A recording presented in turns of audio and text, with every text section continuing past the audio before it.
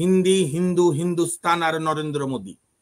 ভারতে নরেন্দ্র মোদী, বাংলাদেশে শেখ হাসিনা, পাকিস্তানে শাহবাজ। এই যে একটা চরম স্বৈরাচারদের অক্ষর শক্তি হয়েছিল উপমহাদেশে, যেটাই নিয়তি, আজকে সেখানে চরম চপ্পটকার দিয়েছে ভারতের জনগণ। মাননীয় প্রধানমন্ত্রী বলেছেন না এবারের বাকশালের দ্বিতীয় সম্মেলন নিয়ে 2024-এর 7 জানুয়ারি যে 73-এর পরে এত সুন্দর নির্বাচন উনি আর দেখেননি। তার এই ঝাড়ুদার পর্যন্ত নিয়োগ পেতে গেলে 5টা শর্তের যে কোনো একটা পূরণ করতে হয়, অথবা দিয়ে। 1, ছাত্রলীগ যুবলীগের ক্যাডার হতে হবে, বা হিন্দু হতে হবে, বা গ্রেটার গোপালগঞ্জ, শরীয়তপুর, মাদারীপুরের লোক হতে হবে, বা চরম অভদ্র দুর্নীতিবাজ হতে হবে, বা কোনো কিছু লাগবে না, চরম রাজাকারের ছেলেও নিয়োগ পাচ্ছে, সে যদি শেখ হাসিনা পরিবারের কৃতদাস হয়। আর এই বেনজির ইস্যুতে সরকার দায় নেবে কেন? এই সরকার কে দায় নেওয়ার? এই সরকার তো জোর করে ক্ষমতায় আছে, ও কারো দায় নেবে কেন? আর এই বেনজির আজিজরা হচ্ছে সরকারের টুলস, সরকারের ব্লু আইট বয়, এরা ব্লু আইট পার্সোনালিটি। এরাই সরকারকে গত 2000 বিশেষ করে 15 বছর ধরে, বা বিশেষ করে আরো বললে 2014 থেকে, আপনার মনে আছে আজিজের সেই বিখ্যাত কুখ্যাত উক্তি, আর্মি চিফ হয়ে আনওয়ান্টেড, আনওয়ারেন্টেড, আনকল ফর দিছিল, স্টেটমেন্ট দিছিল। এরকম নির্বাচন 2018 আমি আর জীবনে দেখি। এই যে মাহমুদ ভাই আছে, মাহমুদ ভাইয়ের নেতা বর্তমানের তুলনায় অনেক ভদ্র, সফিস্টিকেটেড লিডার। এরশাদ সাহেবের 86 সালে নির্বাচন, আপনার প্রেসিডেন্ট নির্বাচন, জাতীয় পার্টিও কোনদিন গর্ব করে বলেনি যে এত সুন্দর ভোট আমি দেখিনি। আমাদের মাননীয় প্রধানমন্ত্রী বলেছেন না এবারের বাকশালের দ্বিতীয় সম্মেলন নিয়ে 2024-এর 7 জানুয়ারি যে 73-এর পরে এত সুন্দর নির্বাচন উনি আর দেখেননি। ইভেন 96-তে, যেটাই উনি জনগণের ম্যান্ডেট নিয়ে ক্ষমতায় আসলো, যদিও একা আসতে পারেনি, 147 আসনে গিয়ে থেমে গিয়েছিল।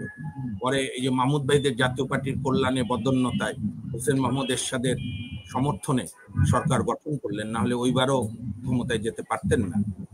তো সেই সরকার দায় নেবে কেন?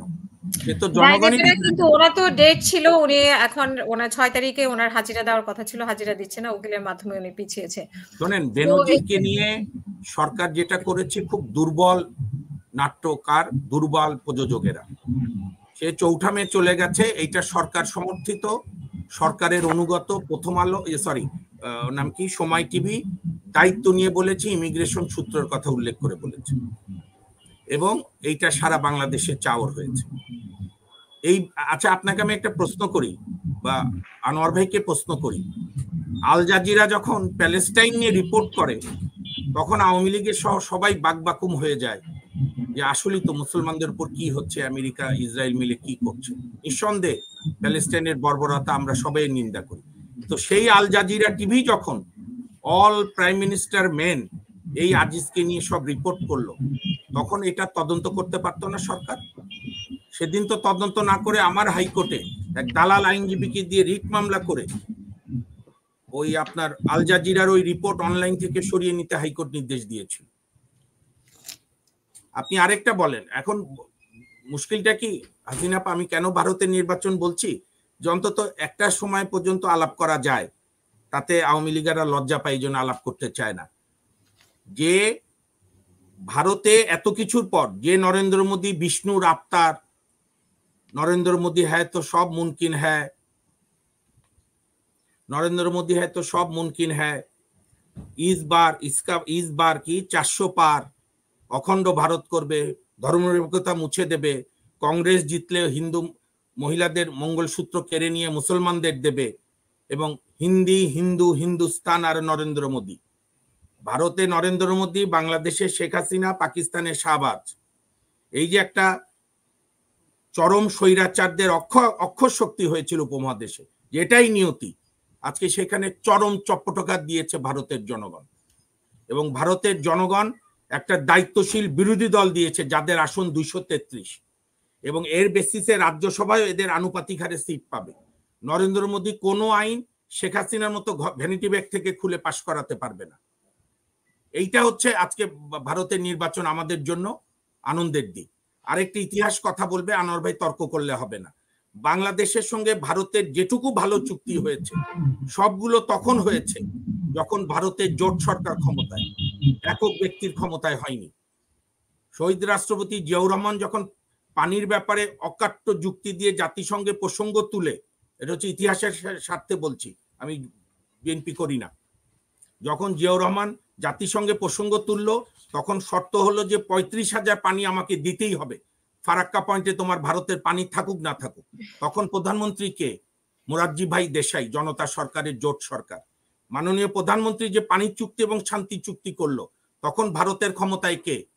একবার দেবাগৌড়া আপনার বেঙ্গালুরের জোট সরকার কংগ্রেস বাদে, আরেকবার আইকে গুজরাল কংগ্রেস বিজেপি বাদে জোট সরকার, যেখানে ভারতের সিপিএম এর জ্যোতি বসুর অসাধারণ অবদান ছিল। আর যে মমতা তিস্তা চুক্তি ওই ভদ্রলোক মনমোহনকে করতে দিল না, সেই মমতাকে ইলিশ পাঠাতে পাঠাতে শেখ হাসিনা ক্লান্ত হয়ে যাচ্ছে। কাজেই ভারতের নির্বাচনে আমাদের আনন্দ হওয়ার বিষয় একটাই, অন্তত জানলা দিয়ে যে স্বৈরাচারকে দেখতাম তার তো একটা চপদাঘাত খেয়েছে। প্রধানমন্ত্রী হয়তো হতে পারবে জোর আপনার চন্দ্রবাবু নাইডু আর নীতিশকে নিয়ে, কিন্তু দুইজনই পোল্টিবাজে চ্যাম্পিয়ন, কখন পাশার দান উল্টে যাবে কেউ জানে না। সবচেয়ে বড় কথা আজকে এই বিষয়টা আমি কেন বলছি আপা, আপনার বেনজির ইস্যু নিয়ে, কারণ বেনজির একটা চরম দুর্নীতিবাজ। এই সরকারের মোদির ইস্যু রেখেছি যে মোদির খেলা শেষ কিনা। ব্লু হোয়াইট বয়, আমি বলি, আমি বোধহয় আপনার অনুষ্ঠানে বলেছি, আমি কৃতজ্ঞ যে আপনার অনুষ্ঠানে এত জনপ্রিয় যে মানে যেখানেই আমি বাংলাদেশে যাই আমাকে চেনি আপনাদের অনুষ্ঠানের জন্য, আমি আপনাদের কাছে কৃতজ্ঞ। এই সরকারের আমলে প্রধানমন্ত্রীর পদ বাদে সমস্ত সাংবিধানিক সর্বোচ্চ পদ থেকে সরকারি ঝাড়ুদার পর্যন্ত নিয়োগ পেতে গেলে 5টা শর্তের যে কোনো একটা পূরণ করতে হয়, অথবা দিয়ে। এক, ছাত্রলীগ যুবলীগের ক্যাডার হতে হবে, বা হিন্দু হতে হবে, বা গ্রেটার গোপালগঞ্জ শরীয়তপুর মাদারীপুরের লোক হতে হবে, বা চরম অভদ্র দুর্নীতিবাজ হতে হবে, বা কোনো কিছু লাগবে না, চরম রাজাকারের ছেলেও নিয়োগ পাচ্ছে, সে যদি শেখ হাসিনা পরিবারের কৃতদাস হয়। আর এই 5টার মধ্যে 2-3টে একসঙ্গে থাকলে তো সোনায় সহগা, তখন বেনজির সৃষ্টি হয়, আজিজ সৃষ্টি হয়। বেনজির ছাত্রলীগ করত, বেনজিরের বাড়ি গোপালগঞ্জ, বেনজির অসভ্য, বেনজিরের জীবনের কোন ধারাটা আছে আপনি বলেন তো? আমি এগুলো নিয়ে আলাপই করতে চাই না, বরং বেনজিরকে তো সরকার আরাম করে দিয়েছে। বেনজির অলরেডি দুবাই কি মস্কো টাওয়ারে একটা অ্যাপার্টমেন্ট বিক্রি করেছে 28 কোটি টাকা দিয়ে, বাংলাদেশ টাকায়। এখন একটাই বেনজিরের দুঃখ হবে, বাংলাদেশি নায়িকা সহ বান্ধবীদের হয়তো সে সঙ্গ পাবে না, উড়িয়ে নিয়ে যাবে প্লেনে, তার পুলিশ বাহিনী উড়িয়ে নিয়ে যাবে। এগুলো হচ্ছে এক একটা শেখ হাসিনার পাহারাদার, যেহেতু সাবেক হয়েছে, বিপদে পড়েছে, বলে যা তুই সাবধানে চলে যা। এদিকে দুদুককে বলেছে তুমি নাটক করো, তুমি এখন ক্রোকের আদেশ দাও। হ্যাঁ, বেনজির কি আপনার ওই যে ইনভিজিবল ম্যান হয়ে গেছে, মিস্টার ইন্ডিয়া অনিল কাপুরের মতো উধাও হয়ে চলে গেছে? বেনজির তার স্ত্রী 3 কন্যাকে নিয়ে ইমিগ্রেশন দিয়ে চলে গেছে। মার্চের শেষ সপ্তাহে আপনার ওই যে কি নাম কালের কণ্ঠ রিপোর্ট বের করেছে, তখনই সরকার দুদক উদ্যোগ নিতে পারতো না, আর কিছু না, যে আপনার নামে হয়তো মিথ্যা অভিযোগ হতে পারে, বাট তদন্ত করছি, আপনি দেশ ছেড়ে যেতে পারবেন না। এটা সব লোককে এরকম নোটিশ দেয়। কত সিনিয়র বিরোধী দলের নেতাদের কোনো কেস নাই, অসুস্থতার জন্য যাবে, এয়ারপোর্ট থেকে ফিরে আসে। আর বেনজিরের ঘটনা জানেন? আর এটা প্রথম, আপনি কি জানেন এই যে পিকে হালদার 3টার সময় বেনপোল বর্ডার দিয়ে গেছে, 3:15টার সময় দুদুকের চিঠি গেছে। ঘটনাক্রমে আমি হাইকোর্টের ওই দুদুকের বেঞ্চে ছিলাম মামলায়, হাইকোর্টের জজ দুদুকের লয়ারকে ভৎসনা করলো, যেটা কি সুকান্তের রানার কবিতার যুগ, যে রানারা চলেছে ছুটে ঘন্টা বাজিয়ে বাজিয়ে? আপনারা তো একটা ইমেল করে দিলে হলো যে পিকে হালদার কান্ট গো। পিকে হালদার গেছে, বেনজিরও গেছে, আজিজও চলে যাবে। এগুলো তো কিচ্ছু না। আপনি মূলটা কি? মূল তো হচ্ছে একটি অবৈধ সরকার জবরদখল করে আছে। আপনি ভারতের জনগণের সঙ্গে আমরা কত অসহায়। ভারতে আর যেহেতু ভোটের গণতন্ত্রটা আছে, নরেন্দ্র মোদী তো আকাশ থেকে মাটিতে নামছে, চন্দ্রবাবু নাইডু আর নীতিশকে বাপ ডাকছে। যে শোনেন, সবচেয়ে আনন্দ কি, যে নরেন্দ্র মোদী 2002 সালে নরসংহার চালিয়েছিল, ইংলিশে বলে প্রগম, গণহত্যা, সে পুলিশ কমিশনারকে বলেছিল বজরং দল যা করে করতে দাও, এবং যে কারণে আমেরিকা তাকে প্রধানমন্ত্রী হওয়ার আগ পর্যন্ত আপনার ভিসা দিত না। সেই নরেন্দ্র মোদী যখন স্বাধীনতার স্বর্ণ জয়ন্তীতে আসলো, এটা বিশ্বের গণতান্ত্রিক উদাহরণ।